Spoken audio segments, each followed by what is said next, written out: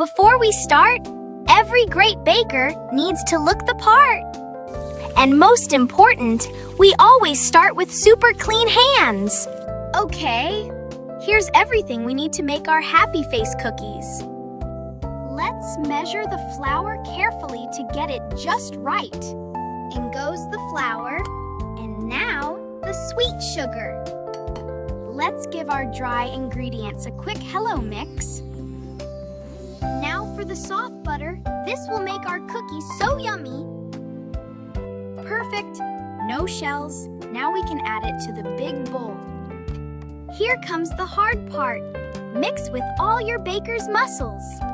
Look, all our ingredients have become one happy dough ball. A little flour on the counter so our dough doesn't get sticky.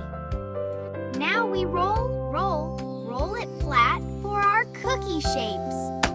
Time to make the faces. Let's press down to make circles. Let's give our cookies a ride over to the baking tray. They're ready for the oven. Remember, this is a job for a grown-up. Wow, they smell amazing. We have to let them cool down first. My favorite part. Let's get our decorating station ready. This one gets a big smile, and this one gets a silly wink. Ta-da! Our happy cookies are ready to eat. Delicious!